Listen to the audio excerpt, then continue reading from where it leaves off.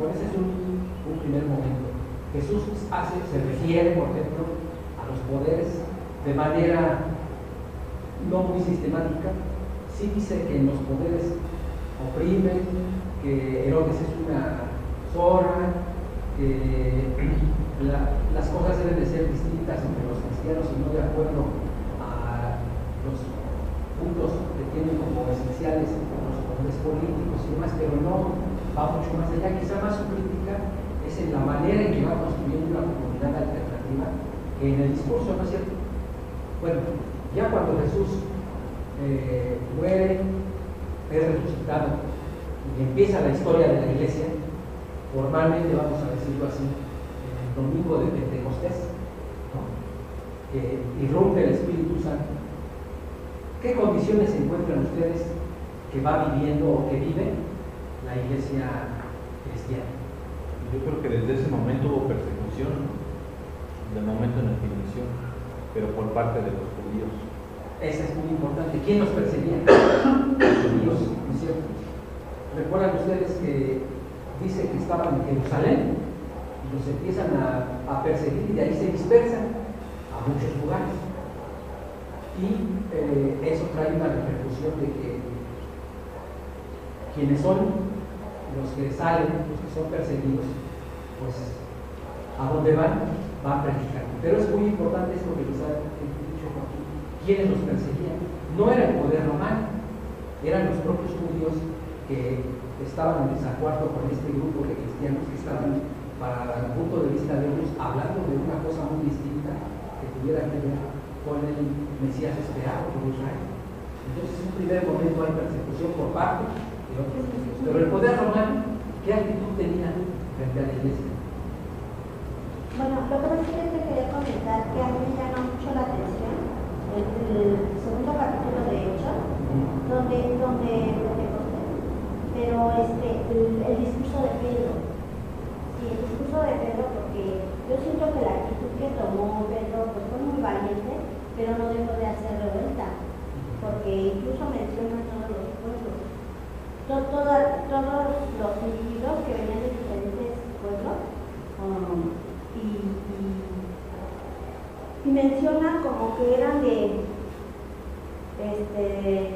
habitaban en Mesopotamia, en Judea, en Capadocia, en el Ponto y en Asia, y muchos.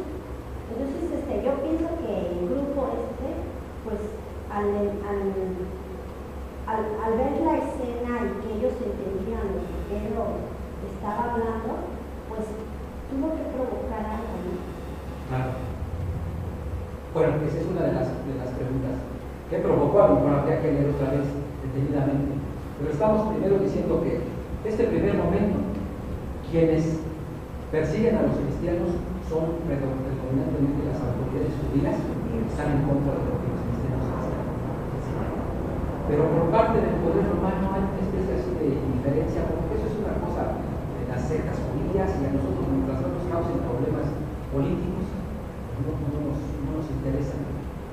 ¿Qué pasa? Esa es la actitud de los romanos en términos generales. Es la actitud general del imperio, o hay otras actitudes frente a la iglesia cristiana. Sí, más adelante ya Nerón persigue a los cristianos. Y hay una persecución de parte del imperio romano hacia él, pero viene después.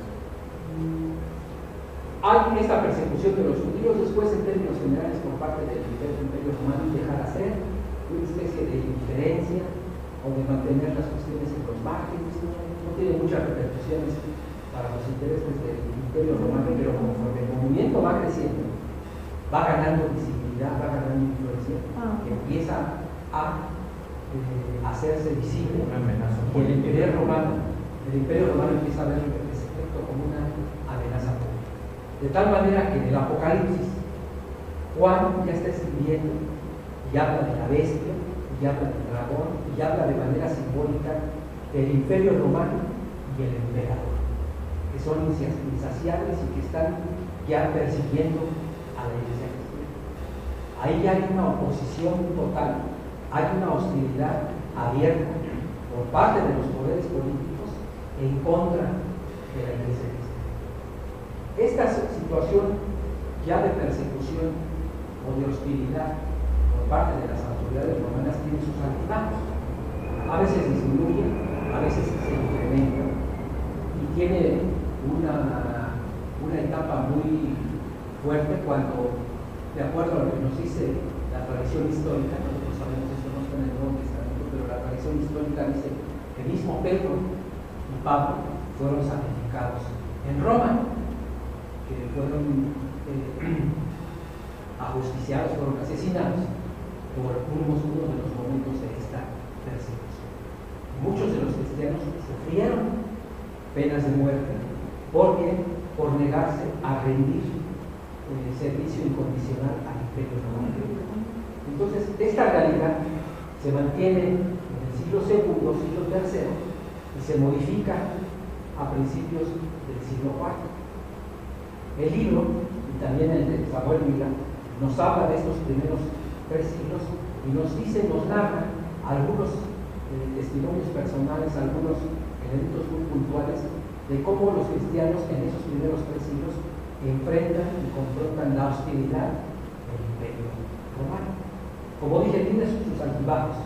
En algunos casos, quien llega al poder es un emperador que, bueno, deja ser, permite a los cristianos vivir su fe, pero en otros momentos, como dije, porque van ganando visibilidad, van ganando influencia, también quien está en el poder es alguien contrario a las enseñanzas de la fe cristiana, pues se saca la persecución. Pero la realidad de esta situación de la iglesia cristiana tiene un cambio drástico a principios del siglo IV, cuando llega al poder el emperador Constantino. Constantino no era cristiano. En cierto momento, en un sueño, él tiene lo que tiempo después llaman como una revelación de Dios. Las fuerzas de Constantino están a punto de enfrentarse en una batalla muy importante. Y Constantino sueña una cruz y el lema, con este signo vencerás. Y él concluye que esta cruz del sueño y el lema, con esta cruz vencerás, es un mensaje de Dios mismo y de Cristo para adoptar la fe cristiana, porque adoptando esta fe cristiana simbolizada en la cruz es como va a vencer a sus enemigos. Por lo menos eso es lo que nos cuenta la leyenda. Él se convierte, entre comillas, aunque no se bautiza, sino se bautiza ya muchos años después en su lecho de muerte. Y a partir de ahí, de esa conversión, empiezan a cambiar radicalmente las cosas para los cristianos. Porque de ser una fe perseguida, una fe que se quería extinguir a espada y sangre, viene a ser adoptada por el Imperio y es la fe oficial. Entonces, en lugar de tener un montón de desventajas, empieza a tener muchas ventajas. De ser una iglesia perseguida y hostilizada, empieza a recibir prebendas, empieza a recibir premios de todo tipo, políticos y económicos, por parte del poder romano. Al convertirse en la religión oficial, entre otras cosas, el poder decreta que esa fe oficial tiene que ser general para todos los ciudadanos del imperio. Por el solo hecho de vivir en un territorio propiedad del Imperio Romano, la gente tenía que ser cristiana.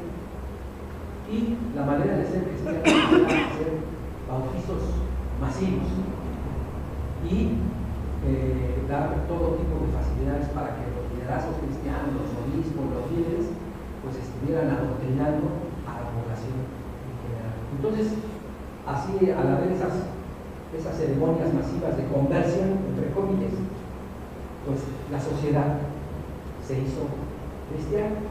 Ahora nosotros sabemos lo que pasa cuando desde el poder se decide que una sociedad va a ser cristiana.